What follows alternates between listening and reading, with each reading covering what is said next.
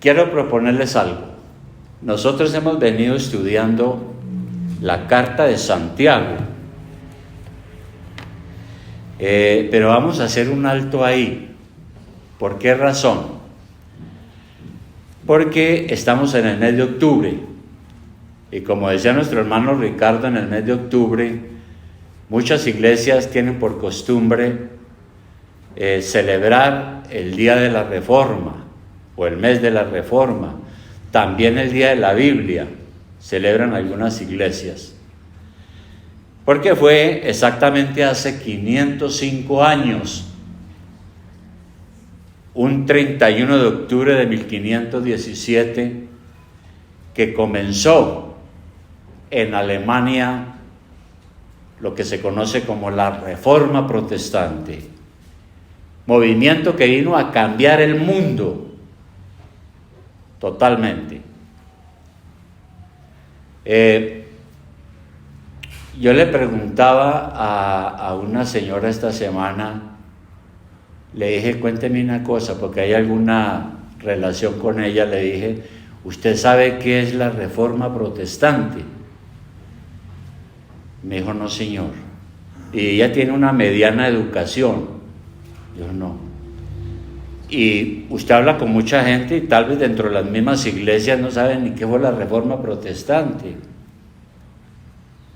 Y de eso es lo que queremos hablar este mes, algunos domingos, sobre este asunto. Como dije, eso comenzó en 1517. ¿Dónde estábamos nosotros? Aquí en América. No, apenas estaba comenzando la conquista española. Apenas llegó Rodrigo de Bastidas al Caribe y fundó Santa Marta, la primera ciudad aquí en Colombia. Rodrigo de Bastidas, español. Y ya Europa tenía siglos, hermano, de desarrollo, siglos de ilustración. Pues aquí no habían sino tribus indígenas y los pocos españoles que llegaron y se cruzaron con ellos y empezó a fundarse las ciudades. Para que tengamos en cuenta el tiempo de lo que estaba pasando. Bueno, resulta que cuando Jesús iba rumbo a ser crucificado o hacia el Calvario, Él dijo algo, una profecía, está en Lucas capítulo 23, vamos a mirarla. Lucas capítulo 23, versículo 26. Vamos a leer desde el 26. Entonces el Señor sale cargando la cruz hacia ese monte llamado Monte de la Calavera. Y dice aquí el Evangelio, y llevándole tomaron a cierto Simón de Cirene que venía del campo, y le pusieron encima la cruz para que la llevase tras Jesús. O sea, este Cirene fue alguien que venía de jornalear, y los soldados le dijeron, un momento, usted se queda aquí, va a ayudar a cargar esta cruz. ¿Cómo sería de terrible esa cruz? Y le seguía gran multitud del pueblo y de mujeres que lloraban y hacían lamentación por él. Pero Jesús, vuelto hacia ellas, les dijo, hijas de Jerusalén, no lloréis por mí, sino llorad por vosotros mismas y por vuestros hijos. Porque aquí vendrán días en que dirán, bienaventuradas las estériles y los vientres que no concibieron y los pechos que no criaron. Entonces comenzarán a decir a los montes, caed sobre nosotros, y a los collados, cubridnos. Entonces el Señor está diciendo, no lloren por mí, mire, van a venir tiempos muy difíciles. Y vinieron tiempos muy difíciles. En el año 70, después de Cristo, los ejércitos romanos invadieron a Jerusalén y la destruyeron. Y todo el pueblo judío fue disperso sobre la tierra para siempre. Eso que hizo la ONU en 1948, eso no es el cumplimiento de ninguna profecía. Eso es una cosa política. Pero el pueblo de Israel fue disperso para siempre. Porque el Israel de Dios ahora es la iglesia de Jesucristo. Bueno, pero así fue. Y luego vinieron 2 siglos más de persecución terribles bajo el paganismo, bajo el dominio del Imperio Romano. Y fue así como bajo el emperador Nerón a San Pablo lo decapitaron, dice la tradición. Y a Juan lo desterraron a la isla de Patmos, donde escribió el libro de Apocalipsis que nosotros conocemos. Pero fue bajo la persecución de los emperadores romanos, porque los emperadores romanos decían: tienen que adorarme a mí porque yo soy Dios. Ustedes no pueden adorar a un tal Jesucristo que fue crucificado. Yo soy Dios, soy divino. Y el que no lo hacía, pues era perseguido. Bien, y fue pasando el tiempo. Pero ¿qué sucedió? Que con el tiempo la iglesia empezó a ganar algún terreno. Pienso que las iglesias siguieron predicando bajo la persecución, muchas veces escondidos, por temor a que los encontraran y los mataran. Pero hubo un emperador en el siglo IV llamado Constantino, y resulta que la mamá de él se convirtió a Cristo, y parece que influyó en él, que era el emperador. Y él empezó entonces a tolerar la iglesia cristiana, a defenderla, hasta que llegó a apoyarla para que no fueran perseguidos más. Algunos dicen que él no era ningún creyente, se fue por la mamá que defendió el cristianismo. Bien, sin embargo, eso le sirvió al cristianismo para seguir adelante. De tal manera que hacia el siglo IV ya empezaron a salir y a aparecer los cristianos y a volverse en figuras públicas, a tener algunos puestos en el Estado. Y ser cristiano llegó a ser algo así como de moda. Muchos se hacían cristianos, se bautizaban y empezó a crecer la fe cristiana supuestamente. Pero al mismo tiempo se corrompió la iglesia también. Se cree que en Roma habían varias congregaciones para el siglo IV y V. Y resulta que digamos que ahí en Roma había varias congregaciones y todas eran iguales. Todas eran parecidas a lo que uno lee en los Hechos de los Apóstoles. Son congregaciones democráticas, se colaboran unos a otros, pero no hay nadie que mande sobre nadie. No hay jerarcas ni nadie, eran simplemente congregaciones cristianas. Pero uno de los pastores de la iglesia de Roma empezó a decir que no, que él era el más importante, que inclusive era más importante que los pastores de las iglesias que estaban fuera de Roma, en el oriente, por ejemplo en Constantinopla, Alejandría, Antioquía, Jerusalén. Dijo: yo soy el más importante porque a mí Pedro me dio las llaves del cielo, y porque aquí yo he estado siempre en esta ciudad que ha sufrido tanto. De tal manera que muchos dijeron: no lo vamos a aceptar a usted como nuestro jefe. Usted es un pastor y es una iglesia común y corriente. Y hubo entonces una división que se conoció como el cisma. Y muchos entonces de las iglesias que había en Oriente, Constantinopla, lo que ahora es Estambul y esos pueblos, se separaron de Roma, dijeron no lo aceptamos, vamos a formar nuestra iglesia propia, y de ahí nació lo que se conoce como la Iglesia Ortodoxa griega, que existe hasta hoy, y que es la misma iglesia que está en Rusia,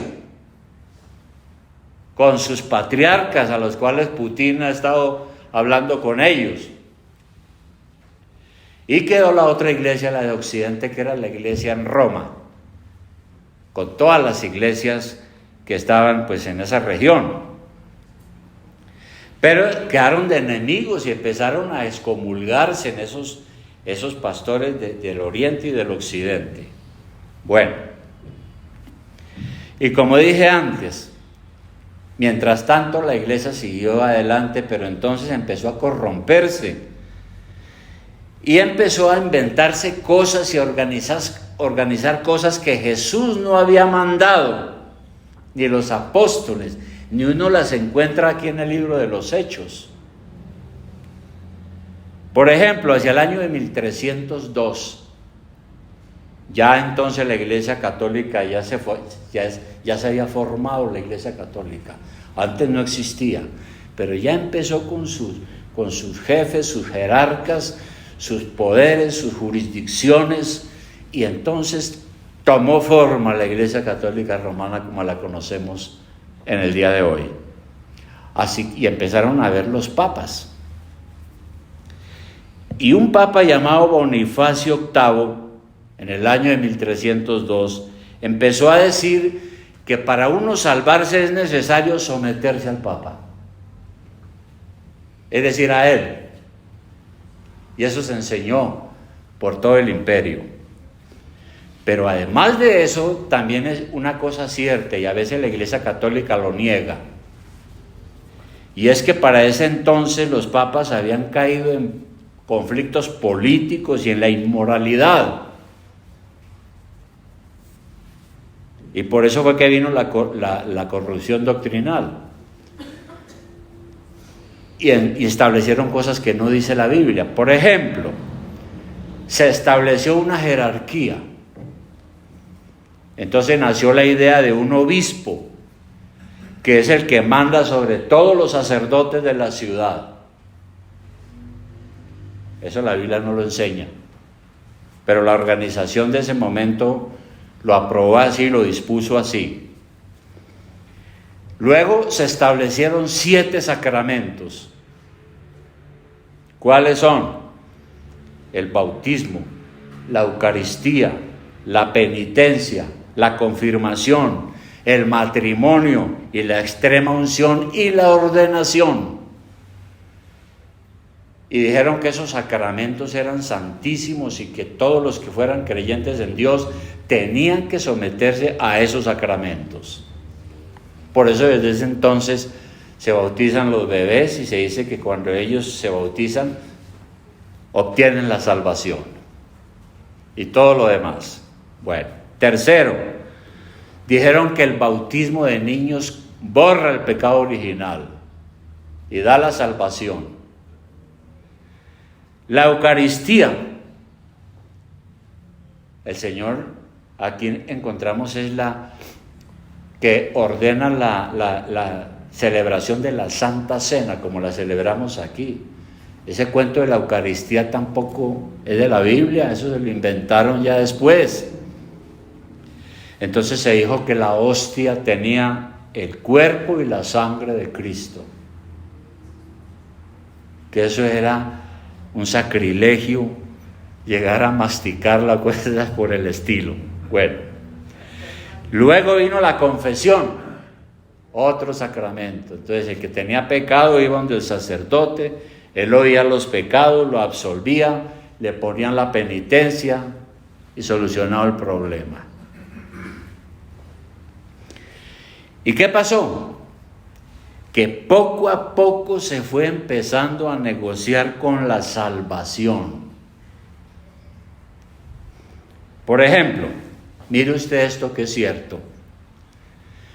Resulta que si alguien había muerto y lo habían elevado a la categoría de santo,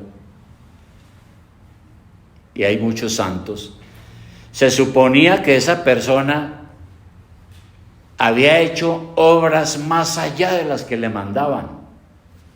Y entró en el cielo sobrado, le sobraban obras buenas. Entonces, ¿qué hacían con esas obras buenas que le sobraban a ese santo? Iban a un banco que se llamaba el Tesoro de Méritos.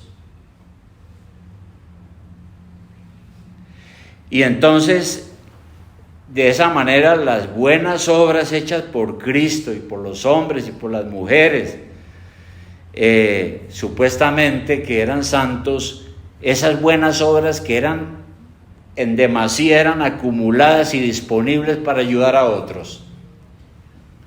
Entonces a mí se me moría un familiar, para poderlo aliviar de los terribles sufrimientos del purgatorio, porque a lo mejor ese familiar había sido bien complicado. Entonces, ¿qué se hacía? Simplemente se acudía al Tesoro de los Méritos, a las obras que habían quedado acumuladas allá porque le sobraron algunos santos, y eran aplicadas a la persona a través de una cosa que se llamaban las indulgencias, pero había que comprarlas. Entonces yo iba y decía: mire que mi tía Lucrecia se murió, yo tengo duda de su salvación. El cura me decía: bueno, ¿cuántos necesita? Yo necesito 1000 indulgencias para ella, así con mucho gusto, valen tanto. Y luego venían las misas y otra cantidad de cosas.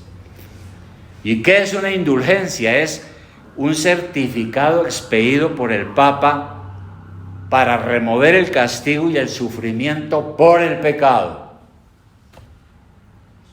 Entonces la gente compraba indulgencias, ¿no? Figúrese, quitaba el pecado. Y si yo estaba en el purgatorio, me sacaban para el cielo. Pero esas indulgencias entonces también se podían obtener haciendo peregrinaciones, mirando reliquias. Por ejemplo, en España hay creo que se llama una catedral importante que se llama Santiago de Compostela, donde dicen que allá están los huesos de Santiago. Y hay un cofre con los huesos de Santiago.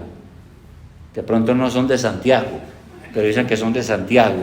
Y entonces la gente iba y miraba en su fanatismo y recibía una bendición espiritual y tal vez el perdón, y le daban sus indulgencias. Bien. Y bueno, y siguió ese desarrollo, ¿no? Esto es un poco de historia, pero es importante. En el año de 1513 llegó al papado alguien que se llamó León X.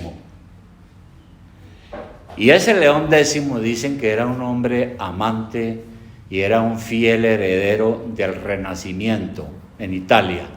Y nosotros sabemos que la época del Renacimiento fue una época donde la gente y los gobernantes y muchos dijeron: bueno, ya estamos cansados de oír de Dios. Y Dios para arriba y Dios para abajo, no. Ya dejemos de hablar de Dios, hablemos del hombre mejor. Lo importante no es Dios, es el hombre, somos nosotros, los seres de carne y hueso. Entonces empezaron a rescatar toda la filosofía de los griegos antigua, y eso influyó en la política, en la filosofía, en las artes, en la arquitectura. Ahí fue cuando apareció Miguel Ángel, el pintor, esculpiendo unas esculturas impresionantes, ¿no? Como el David, por ejemplo, que es un varón de una hermosura y de una estética física impresionante. Ese era el Renacimiento. Y este Papa entonces era amante de todo eso y amante de la casa. Y dicen que hacía unos carnavales tremendos en el Vaticano.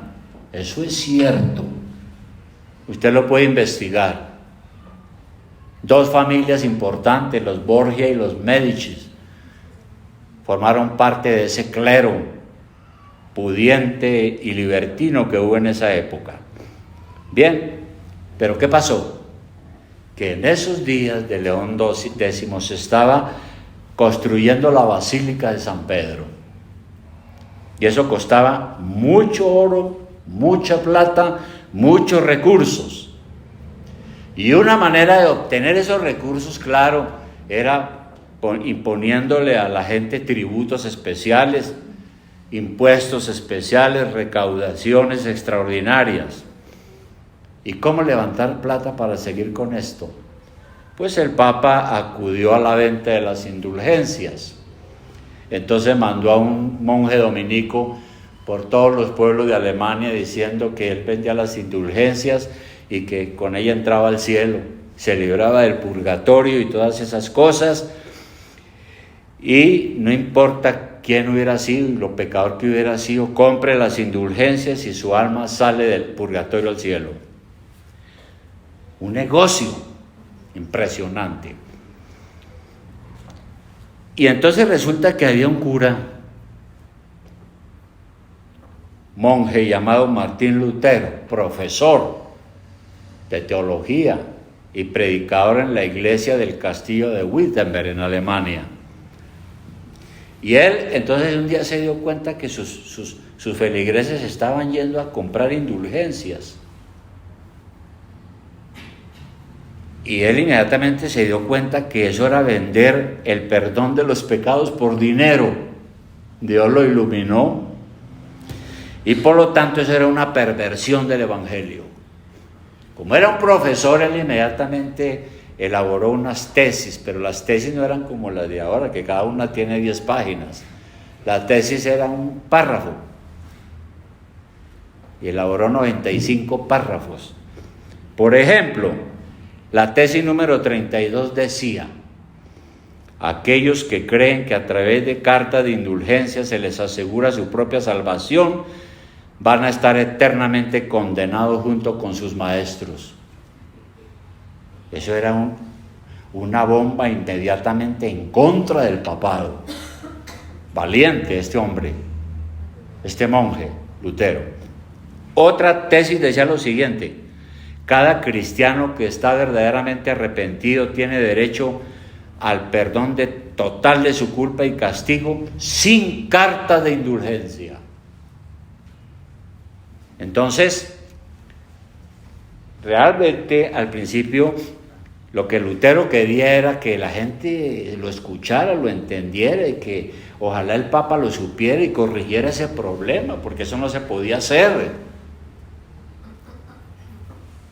Pero ¿qué pasó? No lo oyeron, sino que lo mandaron fue matar y lo condenaron por hereje.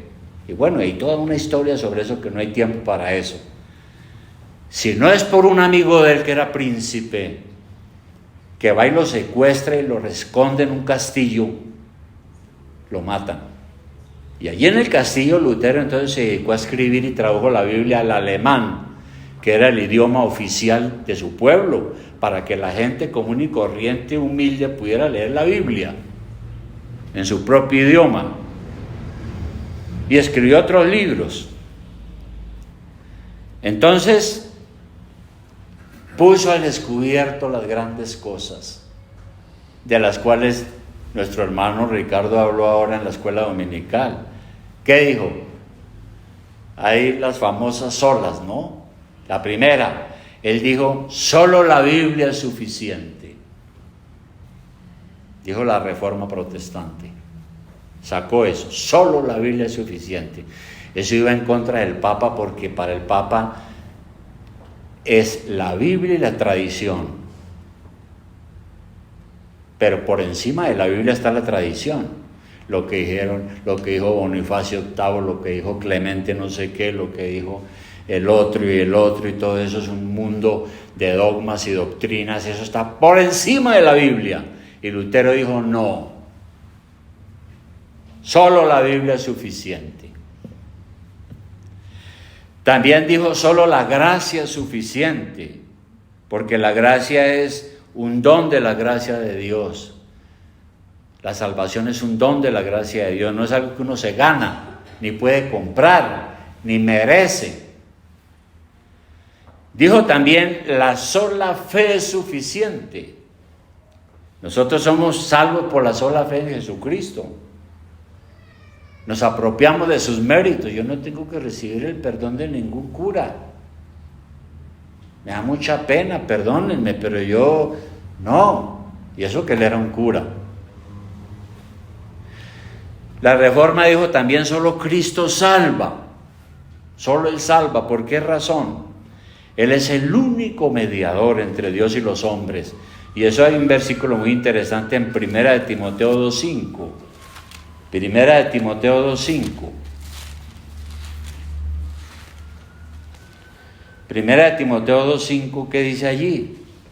El apóstol Pablo dice, porque hay un solo Dios. Hay un solo Dios. No es como ahora que hay como 50 dioses, ¿no? Hay un solo Dios y un solo mediador entre Dios y los hombres, Jesucristo hombre. Aquí no dice que hay varios mediadores y que uno es la Virgen Santísima y el otro los santos. No, un solo mediador entre Dios y los hombres, Jesucristo hecho hombre. Y Él solo salva. No hay un estado intermedio, no hay purgatorios. Después de la muerte física uno va al cielo o al infierno, uno de esos dos lugares. Y ese final lo define si recibe a Cristo aquí en tierra como su Salvador personal. Y finalmente solo Dios recibe la honra, la gloria y la adoración porque Él solo es nuestro Salvador. Pues un cura diciendo eso en el siglo XVI era terrible. Y por eso lo persiguieron para matarlo. Y después cuando él trajo la Biblia y trajo los escritos y el pueblo leyó eso, empezó la gente a retirarse del catolicismo en serio. Y ahora eso vinieron guerras y problemas y el papado no quería renunciar al poder que tenía en Europa. Y se le estaba yendo de las manos. Y acudió a las armas y asesinó a muchos. Y los protestantes también tuvieron que defenderse y también, pues en esa defensa mataron a otros también. Pero eso es otro tema. Entonces, mire hermano, como nosotros hemos podido ver a través de este esbozo, la divina providencia ha guiado las cosas para que el Evangelio siga brillando hasta nuestros días. Es Dios que ha estado en este asunto.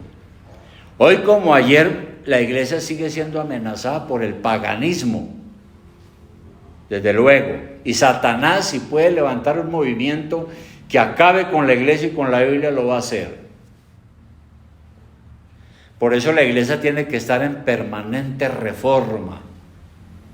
La reforma no ha terminado, apenas comenzó. Va a permanecer hasta que Cristo venga, porque ¿qué es la reforma? Es mirar poner cuidado a lo que uno oye y ir a la Biblia a ver si están diciendo la verdad o no. Porque solo la Biblia es suficiente. Por eso nosotros somos reformados, porque no nos vienen con cuentos. Vamos a mirar allí a ver si es cierto, para discernir las nuevas doctrinas que están atentando contra la pureza del Evangelio. Y cada día se levantan nuevas iglesias con nuevas creencias raras, con doctrinas extrañas, y crecen mucho. Y a veces la gente dice, uy, y aquí han venido personas que dicen, no, pero aquí no hay sino como 6. No, yo me voy para allá donde hay 1000, porque es que allá sí debe estar Dios allá. Pero es que donde está la mayoría no siempre está la verdad. ¿Quién dijo eso? Por eso alguna vez yo les decía a algunos, creo que lo he dicho varias veces, la iglesia que más crece en Bogotá no es la carismática. La iglesia que más crece en Bogotá es la iglesia del 20 de julio del Divino Niño. Y hay milagros y sanidades y miles de cosas, y la gente se da golpes de pecho y todas esas cosas, pero no es cierto. Además, hermano, mire usted el peligro. Estamos presenciando unas ideologías totalmente contrarias a nuestros principios cristianos. Recuerda que León X era un renacentista, o sea, un humanista. Ese papa era un humanista, alguien que está preocupado por el hombre, no por Dios. Dios lo mandaron al cuarto de San Alejo. Ahora nos interesa el hombre, la persona humana. Acuérdese de que ahora se está usando la palabra humano para meterle cuentos a uno, pero eso no es cristiano. Todos esos cuentos de la Bogotá humana, eso son cosas que es para convencer a la gente. El humanismo está más vivo que nunca, porque el humanismo dice que el ser humano es bueno por naturaleza y que simplemente las personas lo que necesitan es una buena educación y se convierte en un santo. El hombre es bueno, hay que darle cosas para que sea más bueno. Pero eso es falso. Aquí hemos aprendido que nosotros tenemos un corazón malo, depravado, que si el Señor no viene y nos lo cambia, no vamos a hacer las cosas bien. Además tenemos hoy algo que es muy curioso y que vale la pena que lo estudiemos más adelante, quizá en la escuela dominical, y es algo que se conoce como el posmodernismo. Tal vez lo han oído ustedes. Es una manera de pensar que anda por ahí por el mundo, y ese posmodernismo agrupa una serie de pensamientos, por ejemplo la ideología del género. Entonces la gente dice, no, estamos hoy en día, ¿quién tiene la verdad? Dígame quién tiene la verdad. Nadie tiene la verdad. La verdad suya puede ser, es suya, pero mi verdad es otra verdad. No hay verdades absolutas. Y por eso entonces entramos en todos esos problemas de la ideología del género, donde andan diciendo que quién dijo que esta persona que está ahí es una mujer, que quién dijo que esta persona es un hombre solamente por los órganos sexuales que tiene. No, déjenlo que él decida. A lo mejor le gusta ser mujer y a lo mejor le gusta ser hombre, o a lo mejor no le gusta ser ninguno de los dos. Todo eso es el tal posmodernismo que se han inventado. También está el ambientalismo o la ecología, ¿no? Hoy en día entonces regresamos a los tiempos del paganismo, cuando se adoraba un árbol, se adoraba una mata de café, ¿no? Porque ahora todo es cuidado, no toquen, no tumbe el pasto porque lo necesitamos para vivir. Cuidado con las cosas. Ya están hasta prohibiendo comer carne, como los hindúes, ¿verdad? El pluralismo, el relativismo religioso, lo que dije hace un momento, ¿no? Nada es verdad, nada es cierto, todo es relativo, puede que sí, puede que no, ¿verdad? Todo es un relativismo moral. Y quieren acabar entonces con el cristianismo. Y todo eso es un enemigo terrible montado por el diablo. El diablo está trabajando a través de las ideologías hoy en día. Y no sabemos qué va a pasar, pero es grave.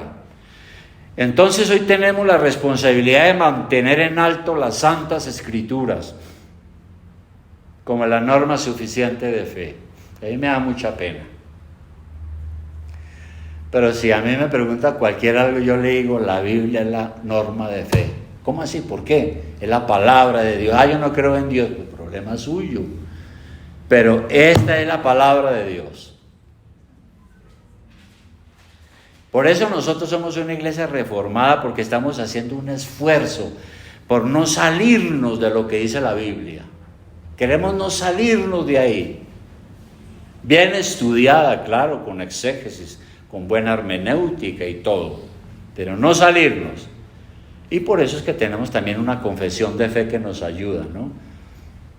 Que nos de la Biblia saca las cosas y las pone en orden para decirnos pues qué es el Espíritu Santo, quién es Dios, quién es la Trinidad, qué es el pecado, quién es Jesucristo, qué es la nueva vida, qué es el nuevo nacimiento, qué es la salvación, qué es el perdón. Todo eso tratamos de estudiarlo en la escuela dominical. Entonces, mire, hermano,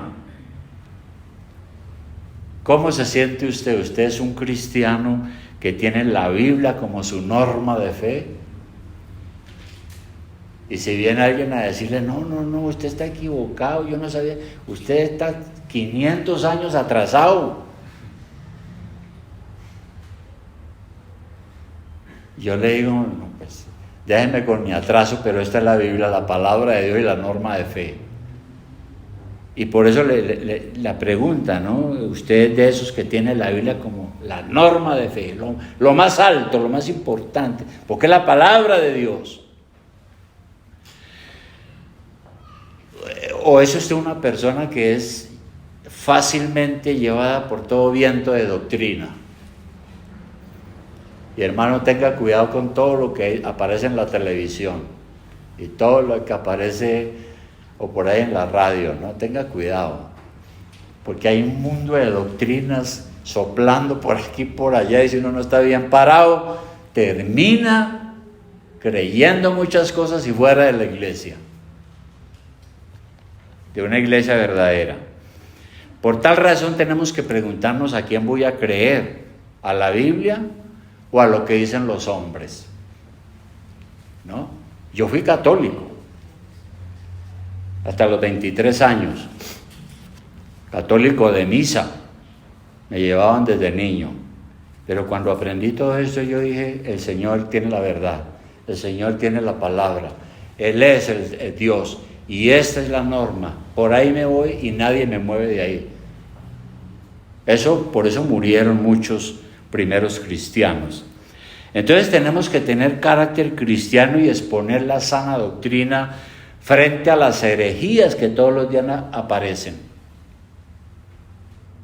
Porque cada día son nuevas cosas que lo dejan a uno estupefacto. Por tal razón, hermano, oremos por eso. Y yo oro para que el Señor lo ayude en ese propósito. Firme ahí, hermano. Del agua donde dé, ¿verdad? Tanto para nuestras vidas como para responder a la gente sobre las cosas que nos quieren vender. Tantos vientos de doctrinas y filosofías. Que Dios lo ayude, hermano, y que nos ayude a cada uno. Vamos a orar.